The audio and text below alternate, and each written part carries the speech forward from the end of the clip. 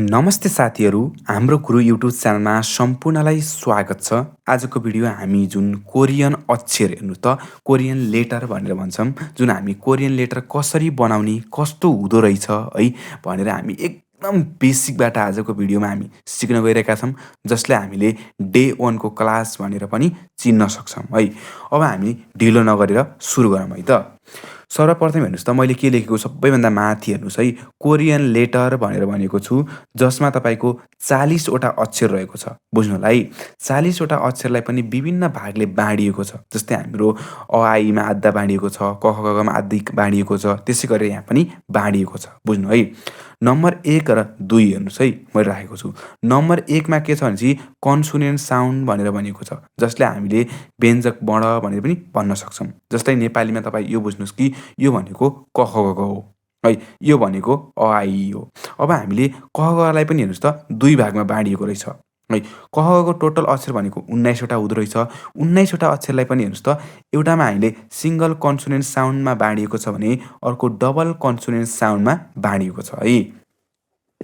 अब त्यसै गरी आजको यस भिडियोमा चाहिँ मुख्य गरेर हामीले कन्सोनेन्ट साउन्ड बनाउन सिक्छौँ है। त्यसपछिबाट हामी अर्को क्लासमा चाहिँ हामीले भवेल बनाउन सिक्छौँ। भवेललाई पनि है के भन्छ भने चाहिँ सिङ्गल भवेल एउटा क्लासमा सिक्छौँ भने डबल भवेल एउटामा सिक्छौँ। किन भन्दाखेरि तपाईँको सिङ्गल सजिलो छ भने चाहिँ डबल अलि थोरै हार्ड छ के, यो सबैभन्दा डबल अलिकति हार्ड छ। त्यस कारणले यसलाई हामीले अन्तिममा सिक्नेछौँ। फर्स्ट क्लास, सेकेन्ड र थर्डमा हामीले यो सबै चिजहरू भ्याउनेछौँ है। एकदम है मजाले हेर्नु होला, तपाईँ मजाले बुझ्न सक्नुहुन्छ है। सबैभन्दा मैले माथि भनेको छु कोरियन अक्षर लेखेको छु है, कोरियन लेटर भनेर भनी है। एउटा कन्सोनेन्ट साउन्ड भयो, एउटा भवेल साउन्ड भयो। कन्सोनेन्ट साउन्डको अक्षरहरू 19 वटा हुँदो रहेछ। 19 वटा भित्र पनि 14 वटा सिङ्गल कन्सोनेन्ट साउन्ड हुँदो रहेछ। एकल व्यञ्जक वर्ण भनेर बुझ्नु होला है। यो भनेको डबल कन्सोनेन्ट साउन्ड भन्नाले मिश्रित के है, बुझ्नु होला। त्यसै गरी हामीले यो डबल भन्दाखेरि 2टा अक्षर मिलेर बनेको, यो सिङ्गल भनेको एउटा मात्रै अक्षर बनेको है। त्यसै गरी हामीसँग भवेल साउन्ड पनि रहेको छ, जसलाई हामीले स्वर वर्ण भनेका छौँ। यसको अक्षर 21 वटा रहेको छ भनेपछि यसलाई 21 वटालाई पनि 10 वटा भनेको तपाईँको सिङ्गल भवेल साउन्ड है, 11 वटा भनेको डबल भवेल साउन्ड रहेको छ है। एकदम सजिलोसँग तपाईँले यो चार्ट बुझिसक्नुभयो होला भन्ने मैले आशा गरेको छु र तपाईँ पक्कै पनि धेरै गाह्रो केही पनि छैन है। यो भनेको क ख ग हो, यो भनेको अ आ इ हो। तर हामीले किन यो सजिलो होस् भनेर एकदम तरिकाले हामीले छुट्टै पढेका छौँ र मजाले बुझ्न सक्छौँ। अब हामी सिङ्गल कन्सोनेन्ट साउन्ड सिकौँ, त्यसपछिबाट डबल कन्सोनेन्ट साउन्डसम्म हामीले आजको यस क्लासमा चाहिँ हामी कन्सोनेन्ट साउन्ड भन्ने चिज हामी यो सबै चिज हामी क ख ग लेख्न सिक्नेछौँ। यो बुझ्नुहोस् तपाईँ है। अब हेर्नुहोस् त, मैले के भनेको थिएँ भर्खर कन्सोनेन्ट साउन्ड हुन्छ। कन्सोनेन्ट साउन्डभित्र हामीले सिङ्गल कन्सोनेन्ट साउन्ड भनेर भनेका थियौँ। भर्खरै मैले भनेको थिएँ सिङ्गल कन्सोनेन्ट साउन्ड कतिवटा अक्षर हुन्छ भनेको थिएँ, जुन मैले 14 वटा अक्षर हुन्छ भनेर भनेको थिएँ है। बुझ्नुहोस्, 14 वटा अक्षरमध्ये पनि कस्तो रहेछ त, अब हामी त्यो बुझ्न जाऊँ है। है कसरी लेखिन्छ त, एकदम सजिलो छ है, धेरै गाह्रो केही पनि छैन है। अब यसको लागि हामी के गरौँ भनेपछि सुरुमा हेर्नुहोस्, म सिकाउँछु बिस्तारै हेर्नुहोस् है। यस्तो गरेर हेर्नुहोस् भयो, यसलाई तल तार्नुहोस्। बुझ्नुभयो नि, यसलाई भनिन्छ ग। बुझ्नुहोस्, ग, जुन यो आदि ग हो। अब बुझ्नुहोस् है, म तपाईँलाई किन भन्छु भने आज डे 1 को क्लास हो। यसलाई क पनि भनिन्छ, ग पनि भनिन्छ, ख पनि भनिन्छ, तर यसको उच्चारण गर्ने बेला फरक ठाउँमा गरिन्छ के।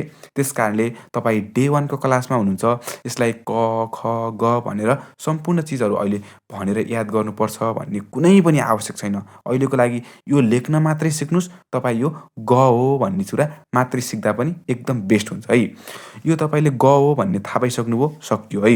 ग पछि न, बुझ्नु होला है। ग न, बुझ्नु होला है। ग यो यतातिर छ भने चाहिँ अब यतातिर फर्केको हेर्नुहोस् है। ग न, द्याट इज न है।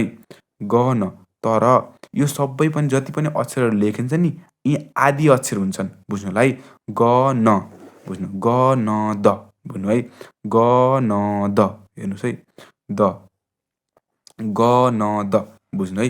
ग न द। अब र हेर्नुहोस्, र लेख्नुको लागि फेरि यस्तो तल यता तल यस्तो हेर्नु, ग न द र, बुझ्नु है। र, बुझ्नु, र। त्यसै गरी हामीसँग ग, बुझ्नु है, भन्दै जानुहोस् ग न द र। अब म, बुझ्नु है। एकदम बिस्तारै भन्दैछु। यसै म, म यस्तो ट्याक्कै कोड बनाएपछि यो म भयो। त्यसरी ब हेर्नु उल्टो ए बुझ्नुलाई उल्टो ए हेर्नुहोस् त उल्टो ए बनाउँदाखेरि यो तपाईँको ब बुझ्नु एकदम ब। अब ब पछि हाम्रो स हेर्नुहोस् स एकदम याद गर्नुलाई यो भनेको पातलो स आदि स हो है स एकदम याद गर्नु। फेरि भन्छु है ग न द र म ब स यस्तो याद गर्नुलाई। तपाईँहरूले यो अक्षरहरू चिन्नु नै अहिले सबैभन्दा ठुलो कुरा हो है।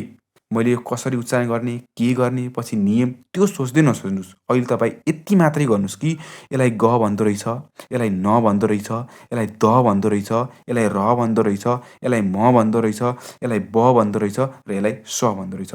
ग न द र म ब स बुझ्नुभयो नि त? ग न द र म ब स त भन्नुहोस् तपाईँ सँगसँगै भन्नु होला है। ग न द र म ब स एकदम सजिलो छ। धेरै गाह्रो भन्ने कुरा केही पनि छैन। अब हामीले यहाँ 7 वटा लेख्यौँ है 1 2 3 4 5 6 7 भनेपछि अझ हामीले 7 वटा अरू पनि छ है। अब हामीले ग न द र म ब स है। अब हामीले अ ज छ बुझ्नु है। ग न द र म ब स अ ज छ। अनि त्यसै गरी हामीसँग अर्को हेर्नुहोस् त 7 वटा अरू रहेको छ भनेपछि जसलाई हामीले अ बुझ्नु है अ यो अ रहेको छ हेर्नुहोस्। अलाई हामीले यसलाई अ पनि भन्न सक्छौँ, अङ्ग पनि भन्न सक्छौँ है। बुझ्नु होला अ अङ्ग भनेपछि अहिलेको लागि हामी अ लेखौँ बुझ्नु है। अ बुझ्नु है। अ ज बुझ्नु अ ज भनेपछि हेर्नुहोस् यहाँ स यस्तो लेखेको थियो भनेपछि अब हेर्नुहोस् अघि नै हामीले यस्तो लेखेका थियौँ नि यसलाई स भनेपछि यसलाई माथिबाट यस्तो गरिदिनुहोस् है। यो हुन्छ के ज बुझ्नुहोस् एकदम है। अ ज अ ज अब छ हेर्नुहोस् फेरि यस्तो यस्तो यस्तो गरेर यसलाई माथि यस्तो गरिदिनुहोस् अ ज छ छ है। अ ज छ यस्तो है। यसलाई यस्तो तरिका खस्दा पनि हुन्छ। त्यसै गरी हामीसँग अ ज छ पनि भयो हेर्नुहोस्। अब त्यसपछिबाट हामीसँग अझै ख थ फ ह ख थ फ ह भन्दै जानुहोस् है।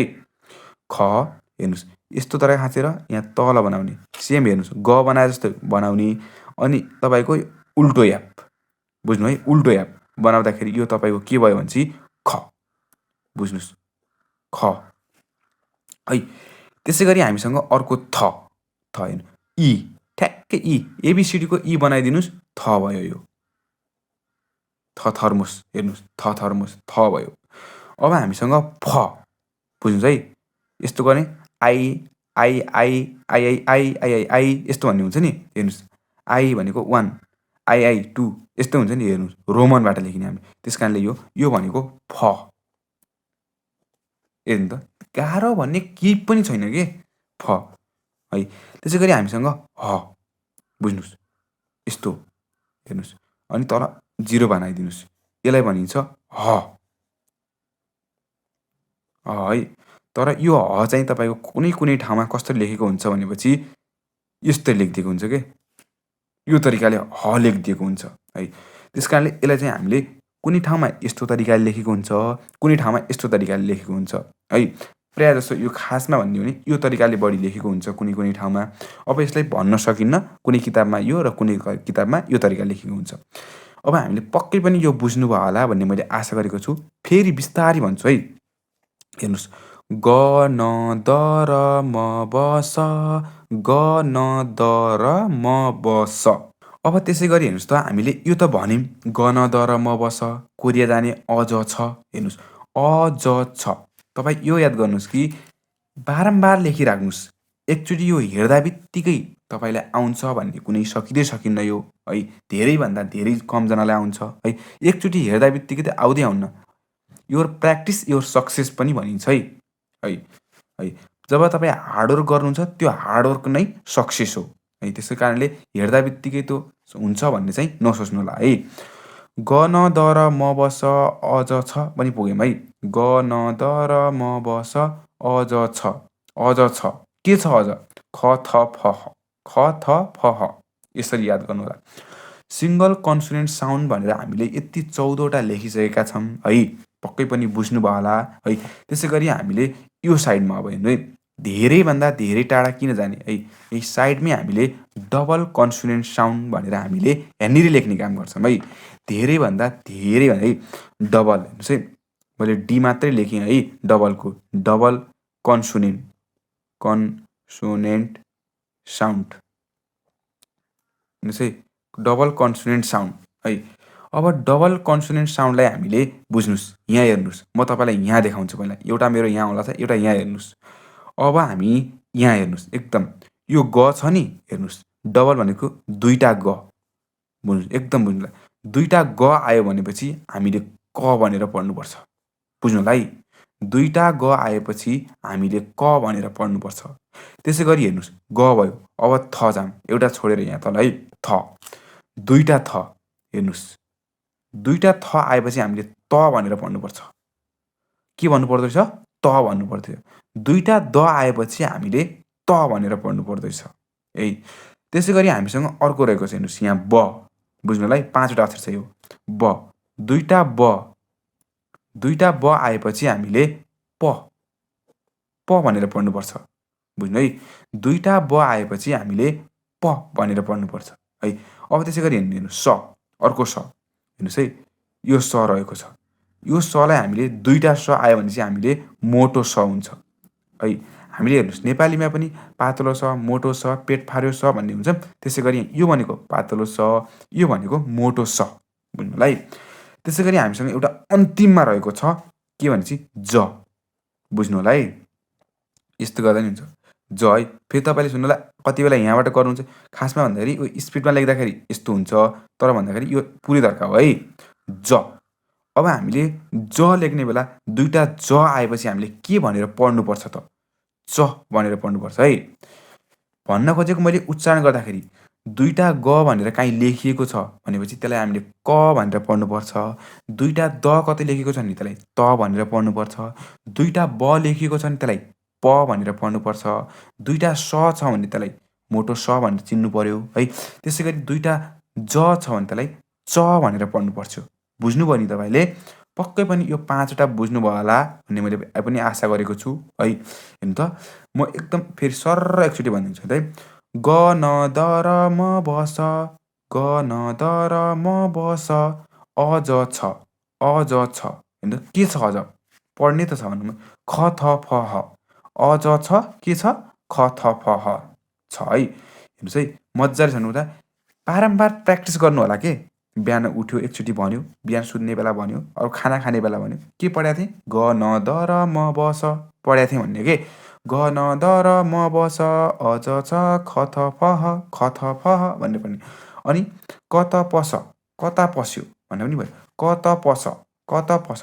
तपाईँहरूलाई म एउटा के भन्छु भने चाहिँ एउटा तपाईँको आफ्नो पनि लजिक लाउनु, के लाउनु भन्दाखेरि जस्तै हेर्नुहोस् यो कलाई सुरुमै लेख्नुपर्छ भन्ने छैन के। तपाईँ यसलाई माथि राख्न सक्नुहुन्छ, यसलाई तल राख्न सक्नुहुन्छ, तर के गर्नु पर्यो भनेपछि यो दुईटा अक्षर आएपछि ग, यसलाई क भनेर उच्चारण गर्नुपर्छ, भन्नुपर्छ भनेर यो चाहिँ थाहा पाउनु पर्यो है। यो तलमाथि जता गरेर सार्नुहुन्छ सार्नुहोस्, तर याद गरेर कुनै शब्द भनेर हुन्छ कि तपाईँलाई कसरी याद हुन्छ त्यो तरिकाले याद गर्नुहोस् है। लजिक भनेपछि आफ्नो छोटो छोटो कुनै मान्छेहरूले फर्मुला बनाउँछन्, त्यो फर्मुला तरिकाले पनि याद गर्न सक्नुहुन्छ है। आजको भिडियो लगभग लामो भइसक्यो। यति सिक्नु भनेको पनि एकदम ठुलो कुरा हो है।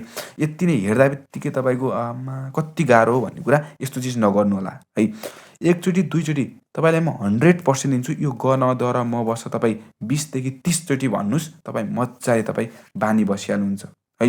ग न द र म बस, ग न द र म बस भने गर्ने मजाले बानी बस्छ। एकचोटिबाट यो भन्ने, हेर्नुहोस् है, एक लाइनचोटि यो भन्ने है, एकचोटिमा यो 3टा भन्ने र एकचोटिमा यो 4वटा भन्ने चाहिँ मजाले सक्नुहुन्छ है।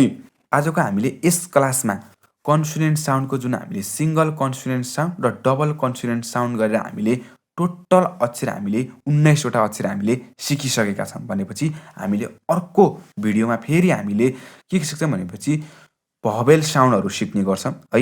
आजको भिडियो धेरैभन्दा धेरै लामो भइसकेको छ। एउटा म सानो हेरेर के भन्छु भनेपछि म अहिले साउथ कोरियामा भएका कारणले मैले यो च्यानल चाहिँ नेपालबाट खोलेको हो। जुन हाम्रो गुरु युट्युब च्यानल हो भनेपछि म नेपालमा है हुँदाखेरि मैले खोलेको हो भनेपछि अहिले म साउथ कोरियामा है आफ्नो च्यानलको नाम पनि चेन्ज गर्ने सोच बनाएको छु।